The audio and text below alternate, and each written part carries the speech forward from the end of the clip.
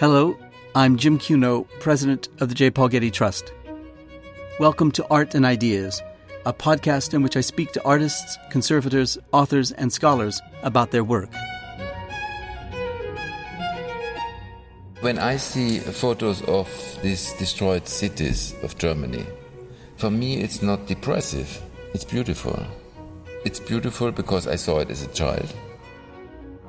In this episode, I speak with painter and sculptor Anselm Kiefer.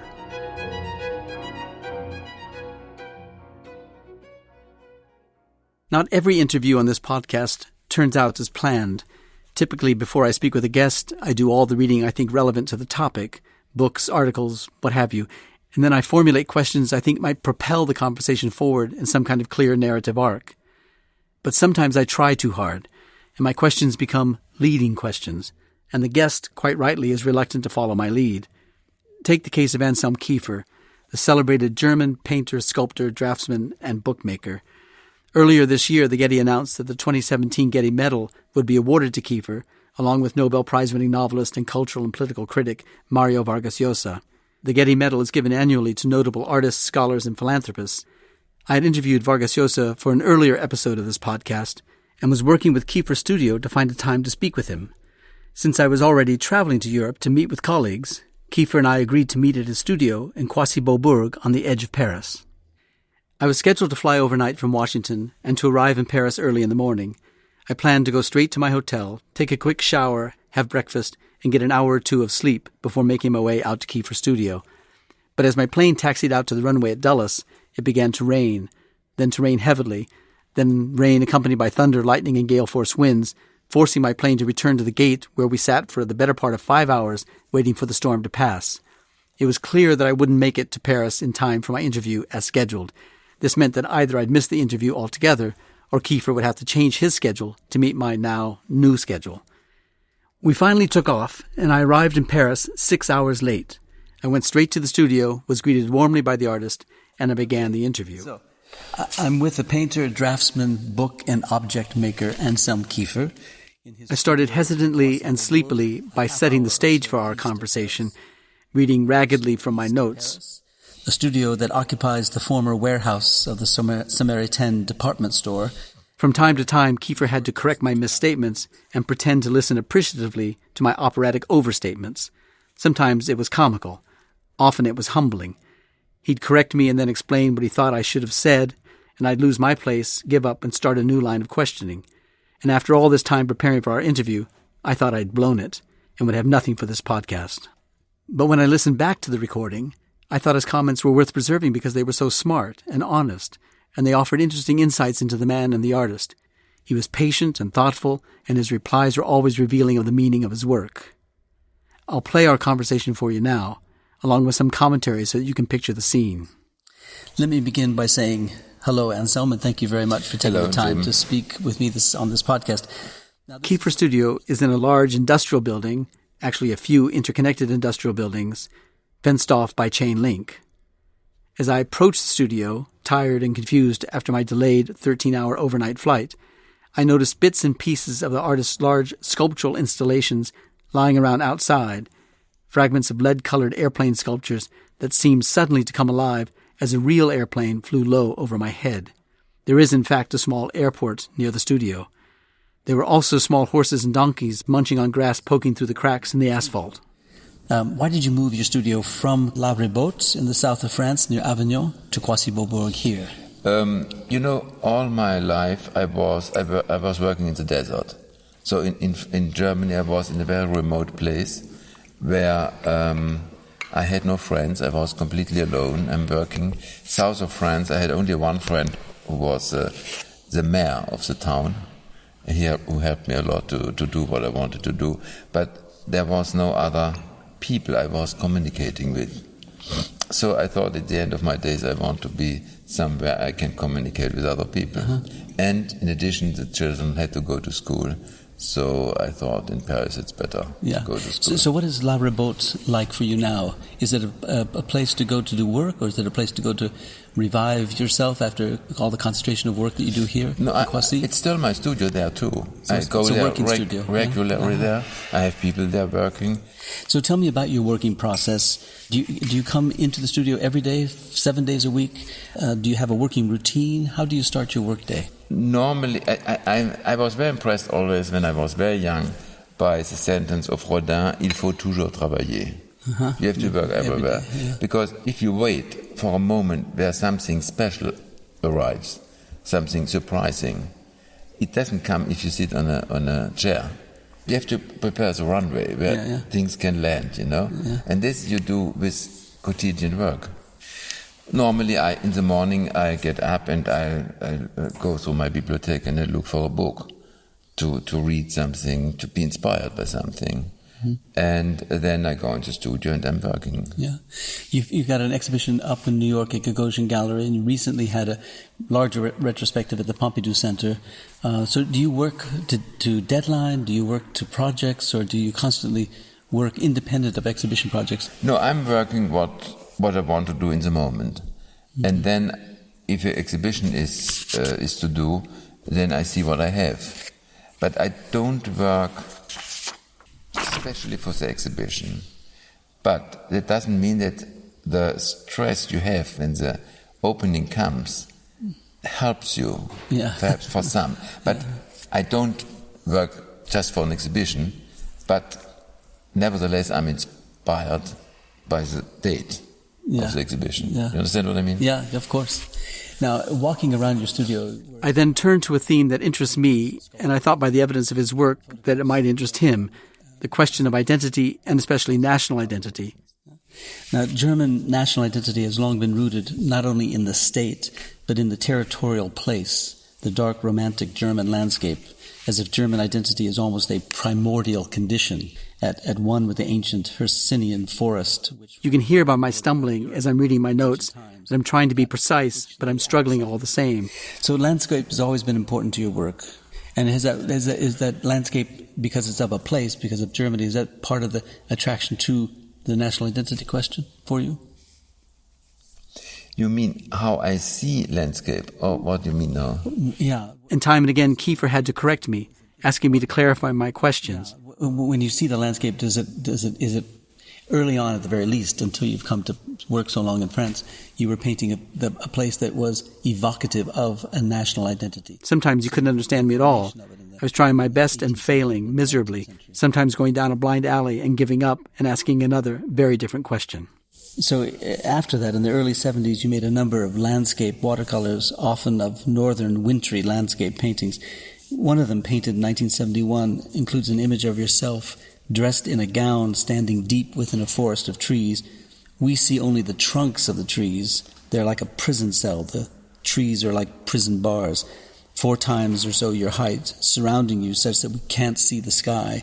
We see only you set within this small clearing, holding a branch in your right hand, which is on fire. What did you mean by that image? This is a romantic painting, because it's me in relation to the landscape. I give something to the landscape. I give the fire, I give the color to the landscape through my torch. Yeah. And the color of the forest comes back to me. It's a circular situation, Mm-hmm. But at the same time, you were making other pictures, one of them called Father, Son, and Holy Ghost. An image of a similar dense forest is joined with a second image of a barren wooden room. The pronounced wood grain of the room recalls the trees from which the room boards were cut, and in which there are 3 chairs, Father, Son, and Holy Ghost, I presume, and they're on fire. There's fire on the stairs, because it's the eternal energy. It's the energy, Father, Son, Holy Ghost. It's the triumvirate. Triumvirate who rules the world. But is it the fire, of course, is both life-giving and life-taking? Yes, but burning things is not to destroy them. It's just to transform them in another essence. And, I burn very often my paintings, and they get better. There's another painting in which fire is important, and that's one you've titled Germany's Spiritual Heroes. Yeah. It's painted across the top, suggesting that some have said the Valhalla of Richard Wagner's Ring of the Nibelungen. This is just a collection of things I was obsessed with. But is it just that, or is there, because the critics at least have tried to make a case that you are revisiting the legacy of the German national identity, and whether that's in the occupation photographs that you did, or whether it's in portraits of heroes, or the association of them in the landscape itself, or the evocation of the landscape. I think there's no innocent landscape. That it happens so much on landscapes, on countries, on states, that you can find everywhere die Spuren, the traces. Mm-hmm. So for this reason, I discovered the traces in the landscapes. Yeah. Landscape is for me not only beautiful for itself; it's a container for traces, for history, for all. And some of that history is on operatic scale, like the Wagner, but some of them is a much smaller scale, like a nursery rhyme. And one of the paintings that you made of these kind of barren fields, Cockchafer Fly and March Heath. Maikäfer fliegt, der Vater ist im Krieg, die Mutter ist in Pommerland, Pommerland ist abgebrannt, Maikäfer fliegt. Yeah, so it's Cockchafer Fly, my father is in the war, mother is in Pomerania, Pomerania is burnt up. Tell us about that painting. Was that nursery rhyme? Was it important to you as a child? You heard it often? Yes, my grandmother sang it to me, perhaps every day. It was like a rhythm, she sang it. She had other songs too, but this is one I remember very well. Was it alarming to you that father is in the war, mother's in Pomerania? No, for a child, I think nothing is alarming. A child takes the things as they are, They have no categories to do bad or good, or it's all is innocent for child. For me, for example, the ruins was a playground, and ruins was normal. It was ruins from the war. From the war, yes. I lived in the ruins. So, you mean the dark aspect of this song? Yeah. But a child, it's not dark. It's just as it is. Maikäfer fliegt, der Vater ist im Krieg. Die Mutter ist in Pommerland, Pommerland ist abgebrannt, Maikäfer fliegt. That's my daughter, I think. Hello? We broke for a minute while he talked on the phone. When he finished, I tried to take the interview in another direction, toward my interest in failure in making works of art. Again we started and stopped, trying to understand each other. So in another painting, 1981, called Icarus, March Sand, you have an image of the figure of Icarus falling into a sand-barren March landscape, as if to remind us that human ambition is only vanity, and that it, like painting itself, is doomed to fail, doomed to fall short of its goal to represent or signify meaning. Icarus, it's also a symbol for to go very high up and to fall down again. But I wouldn't stay down. I would go up again and down again, and so I see it like this. And it's also a symbol for to go on and on to the impossible, what we want. Is that an ambition that is emblematic of vanity, to presume that one could in fact go up and up and up and to achieve this? Is it an emblem of overstepping one's bounds? It's both, but for me, vanity is not nonsense. We are all vain. We want something, but we never can achieve. Mm-hmm. We do something for what we don't know the sources. We don't know where we come from. We don't know why we do this. So it's all vain. Yeah. It's normal. Now, I'm struck by the similarity between your landscapes, the paintings of landscapes, and your attraction to the ashy gray of lead in these landscapes, this kind of condition of the materials. But you know the lead comes from the earth. Mm-hmm. They found it down, and it's part of the earth, and you have to extract it.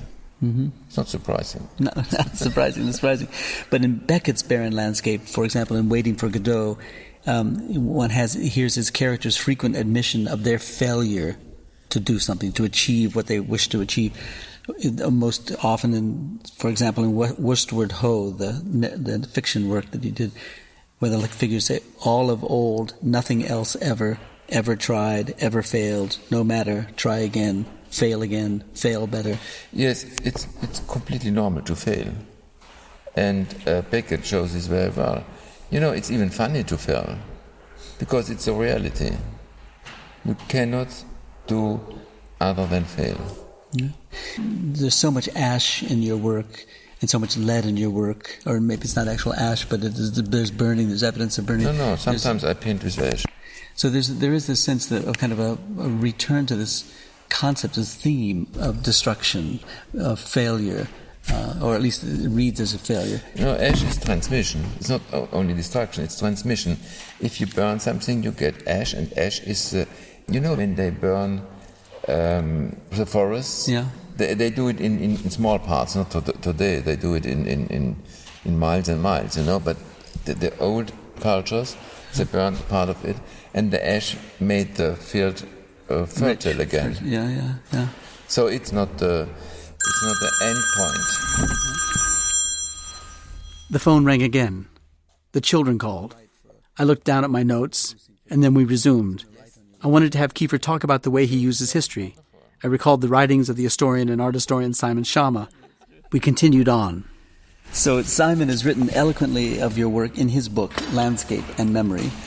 And he sees in your work a landscape of forests permeated by the ghosts of human inhabitants, poets, philosophers, politicians, and the noises, he says, of ancient slaughter, the clash of armies. Yeah. He once called you, admiringly, the undertaker of history. Yeah, sure. I told you before, I think a landscape is not alone, it's not pure. It's always charged with all history, with events, with battles, with reconciliation, with all kind of human being. And, it's also, I eat history. I eat it like grass. And then it comes out again, and then it fertilizes. Now, in a 2007 review of your exhibition at the White Cube Gallery in London, Simon saw something else in your work, something more optimistic. He saw, in his words, your vast rutted wastelands germinating brilliant resurrections, pastel blooms, spikes of verdure spouting irrepressibly through the skin of a hard-backed earth rind, or peach peak poppies trembling atop spindly black stalks that climb gawkily from bituminous slag. He says you were in a redemptive mood, a hopeful mood. Was he right? Was there a change in your work at that time? Don't ask me about my mood. No. I do what has to be done, and my mood is something else. Yeah. This is about the same time as you moved to Paris in the studio, the Kwasi Beaubourg, 2008. You were given, at this time, a Peace Prize by the German Booksellers Association. Yeah. And in your acceptance speech, you wrote, "Rubble represents not only an end, but also a beginning." Sure. Rubble is like a plant's blossoms. It's the radiant high point of an incessant metabolism, the beginning of rebirth. Yeah, sure. That's, when I see photos of these destroyed cities of Germany, so there are a lot, there was nearly all destroyed. And for me, it's not depressive. It's beautiful. Mm-hmm. And it's beautiful because I saw it as a child. And as a child, you don't judge it. If it's beautiful or not, you take it as it is. But I thought it's beautiful also because I used this material for reconstruction. I did houses, when I was a kid. I constructed houses with these bricks. It was fantastic. Our house, the house of my parents, was bombed in the night when I was born, and there was the bricks was everywhere. Ruins. Does the place in which you work and the conditions in which you work, does that affect the paintings that you make? In the landscape is different for you than it was in Germany. Different associations. I think it's not at all different because, I never did a painting who has the starting point of a French landscape. French is really beautiful, and it's very different. It's fantastic, but it was never the starting point of a painting. When I was in Barjac in the south of France, I used the photos. I had so much photos, the photos what I did before in Germany. Mm-hmm. Okay, in the same speech, you ended it, or near the end of it, you said, "What is a work of art? I can only describe the process of how a work comes into existence. It begins in the dark, after an intense experience, a shock. At first it's an urge, a pounding. You don't know what it is, but it compels you to act.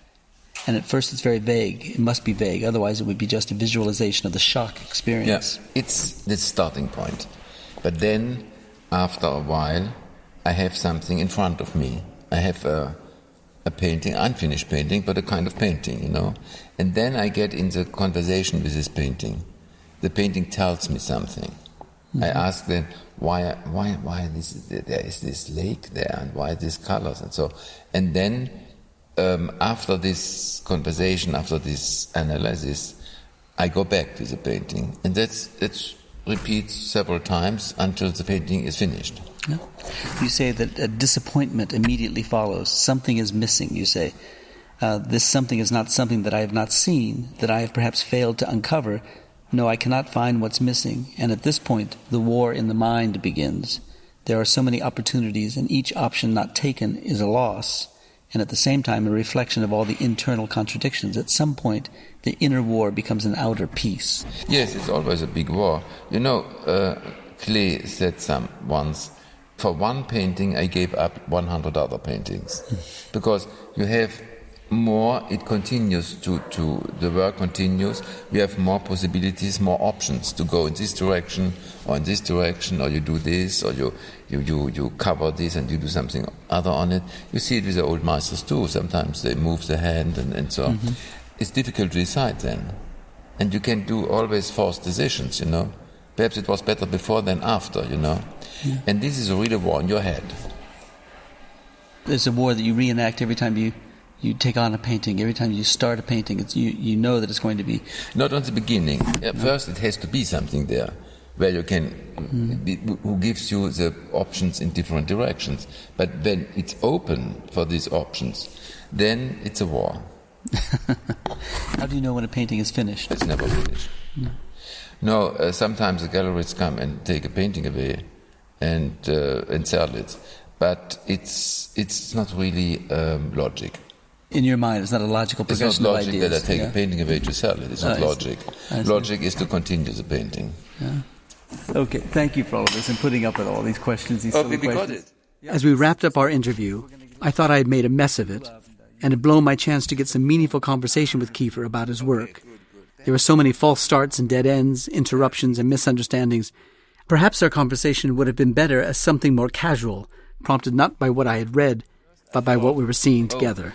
The impressionism, that's French. We kept the microphone on after the formal interview was over, capturing our casual conversation and Kiefer's thoughtful remarks about his work and the work of other painters and sculptors he admires. 2 years ago, I discovered in Munich, in the Neue Pinakothek, I discovered these German painters like Slevo, Corinth, Liebermann, there's some more.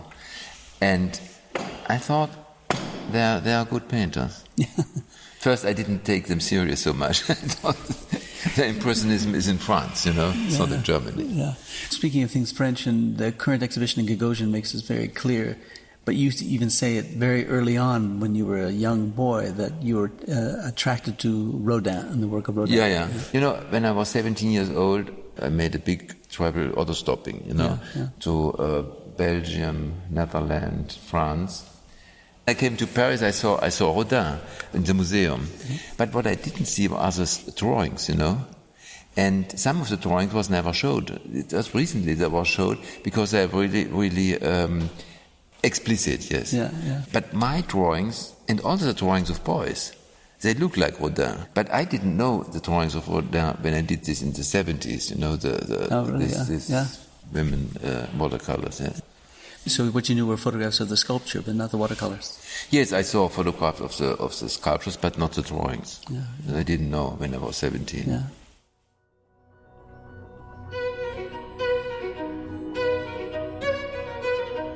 So that was my interview with Kiefer. As I said at the beginning of this episode, not every interview on this podcast turns out as planned. And in fact, many don't. But even so, experiences like these reveal the truth about dialogue and conversation. Words can still be revealing and worth sharing. We'll be taking a break over the holidays, and we'll be back on Wednesday, January 10th, 2018. Happy holidays.